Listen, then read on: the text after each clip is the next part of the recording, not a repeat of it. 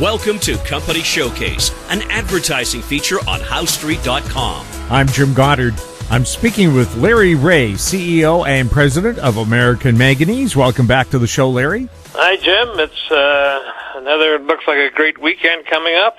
And at the offices there, still very busy times? Oh, yeah. We've been extremely busy over the last, ever since the coronavirus hit. We've been really busy on emails and contacts and conference calls and on and on and on. But the reality is, it's all been good work. Time has flown by, and this is probably the quietest week we've had, which is still very busy. Larry, how has the work with the pilot plant been going, and what kind of results? I know a few weeks ago you were saying you cranked it up to twice the expected volume, and it worked?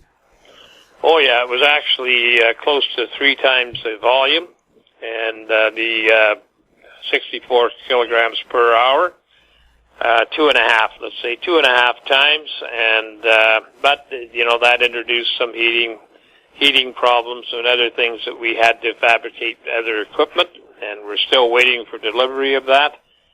And I'm hoping that's back on track very soon. We purchased the equipment, but we're still waiting the arrival of it. So it's all good, though. It's once we get this done, that'll sure clear the decks for a detailed engineering plan. Larry, what kind of new projects do you have online, or can you tell us about it? New project? Yes. What kind of developments are you working on? Well, the next step after the optimization of the pilot plant will be to redesign the size of the potential commercial plant, which will probably include a doubling of the size. And so that's our next big step. But there's always stuff that's happening. We have certain things on the table that could close at any time, and that's unexpected. I can't give you timelines on that. I get every once in a while I get some obscure shareholder that has never contacted me for looking for insider information on that, but all I can tell you is that the only insider information that's available is exactly what I just said. We're waiting for equipment, and once that's here, we'll start up the plant, and there will be an announcement on that. So that goes without saying, but I just wanted to say, Jim, that we did a recent OPED on manganese and the criticality of manganese to the U.S. government, and that OPED has been well received. As of this morning, it was 57,000 reviews, which is the second highest we've had, and it's still ongoing. So we're well over 200,000 reviews on the OPEDs that we've done. This is number 4, and so I've never received such a great response in my history of running public companies. So that's tremendous, and I hope that these people will, if some of them have already probably become shareholders, I hope they will become shareholders if they're bench sitters once we progress the company a little bit further. So that is happening. We've got lots of other things that we'd like to talk about. I've included an article on Elon Musk in his youth and when he arrived in Canada and then went to university in the U.S. and it's an interesting read. It looked like an impossible road ahead of him.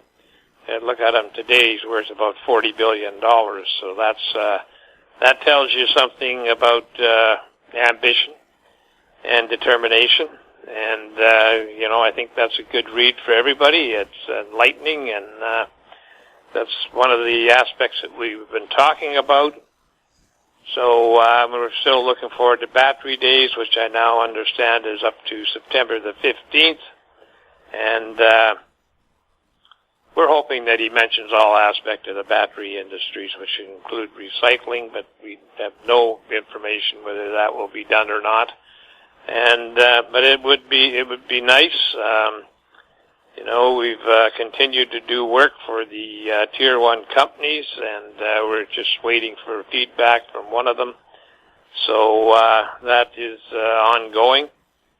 And, we've been approached we get approached every day on financial opportunities, but most of them, you check into it, would probably end up in a non-event, so I don't talk about those very often, but we do have some serious players in the field that are looking at us, and, there's no names because I don't know what's going to happen. Everybody wants to go into an NDA today, and, it helps. It doesn't help when you're trying to promote the product that you have, that you may be talking to companies that are household names, and yet you can't mention it. You're in conversations, or you're in doing work for them, or whatever, because of the NDAs. So that is it's very heartening to see all those things happening within the company itself, but it's unfortunate that we can't put that out to the shareholders that actually there are some big companies that are interested in what we're doing, and that will happen when it happens, and it'll probably be because some deal will be made. But we're still very optimistic going forward. We can't see any other technologies out there that can do what we're doing. We basically have focused on a closed circuit answer to recycling of batteries, where nothing goes back into the environment. Nobody else does that. Matter of fact, they're very vague about what they do. And maybe transparency used to be very good, but maybe transparency is not where you want to talk about anymore. Maybe it's better to keep everything secret and let rumor run the market. I don't know. But we want to be transparent, because we're not just talking to investors. We're talking to potential partners and potential off-takers, that sort of a thing.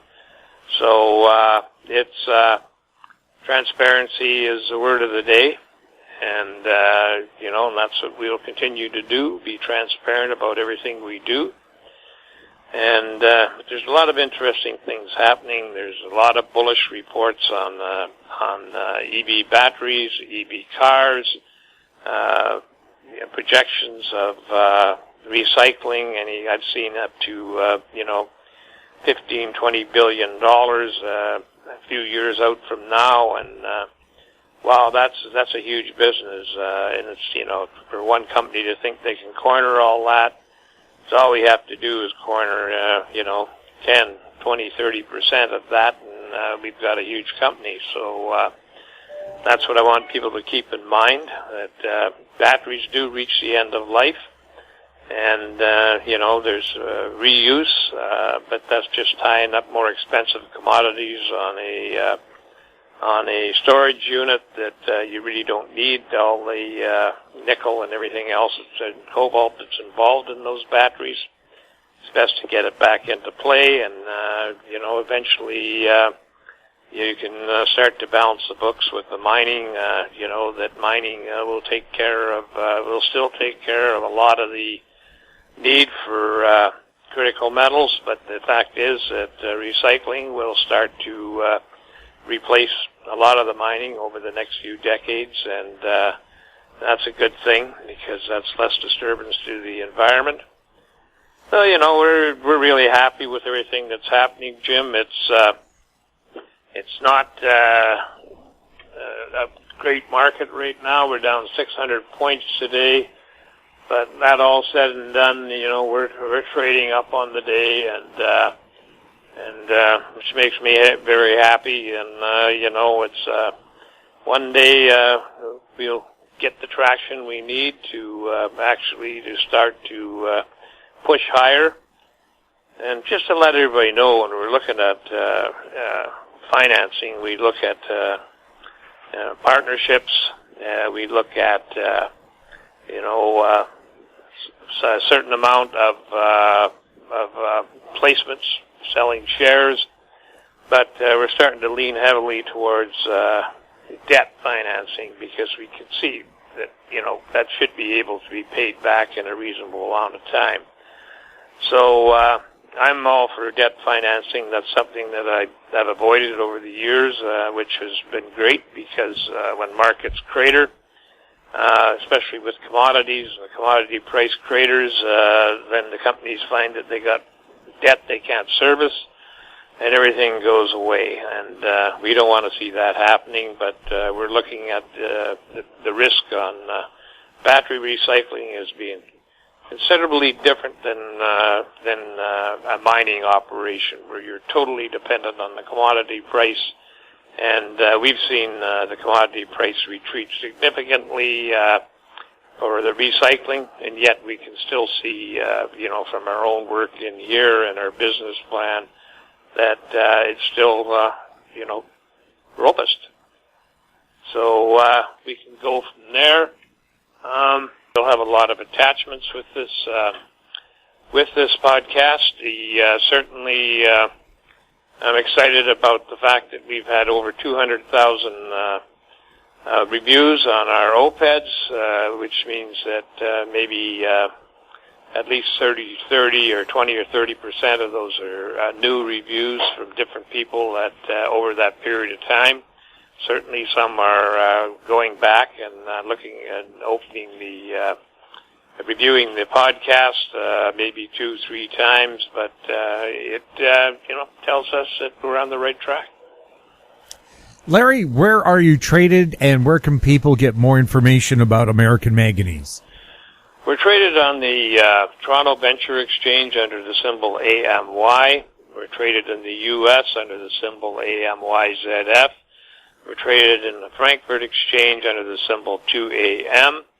We have a great website out there where you can do all the due diligence that you need to do, called AmericanManganeseInc.com. You can always contact me at LREAUGH@AMYMN.com, or give us a call here at the office at 778-574-4444. Larry, thank you so much for the update, and have a great Canada Day. And you too. My guest has been Larry Reaugh, CEO and President of American Manganese. I'm Jim Goddard. Our conversation took place on June 26th. Comments made on Company Showcase are an expression of opinion only and should not be construed in any manner whatsoever as recommendations to buy or sell any financial instrument at any time.